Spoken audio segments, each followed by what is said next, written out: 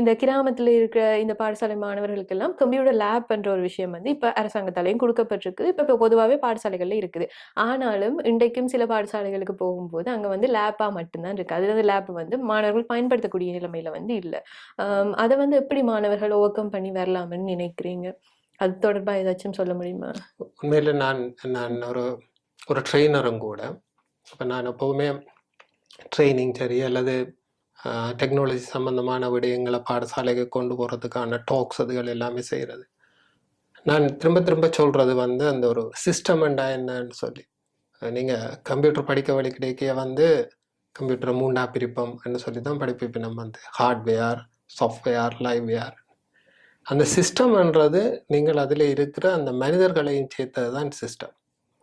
எப்போவுமே நீங்கள் ஒரு கம்ப்யூட்டர் லேபை கிரியேட் பண்ணினாலும் அந்த சிஸ்டம் கம்ப்ளீட் ஆகாது அங்கே சரியான ஆக்கள் இல்லாமல். அந்த சிஸ்டத்தில் ஒரு பார்ட் ஸ்டூடெண்ட்ஸாக இருந்தாலும் மிச்ச பார்ட் வந்து அதை கற்றுக் கொடுக்குற ஆக்களாக இருக்கிறேன்.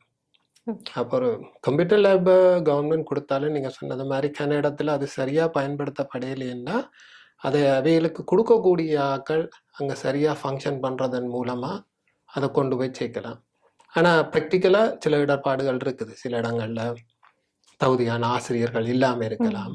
அதுகள் கவர்மெண்ட் சிஸ்டத்தில் இருக்கிற குறைபாடுகள். ஆனால் அந்த இடங்கள்லையும் வந்து இப்போ நான் உதாரணமாக சொல்லக்கூடியதாக இருக்கும் வந்து உங்களுக்கு அச்சுவேலியில் கொஞ்சம் உள்ளுக்கு இருக்கிற ஒரு ஸ்கூல் உண்டு. அங்கே இருக்கிற அந்த பழைய மாணவர்கள் சேர்ந்து அவியல் ஒரு டைம் எடுத்து ஆஃப்டர் ஸ்கூல் வந்து அந்த பிள்ளைகளுக்கு கற்றுக் கொடுக்கறதுக்கான வசதிகளை செய்திருக்கிறேன்.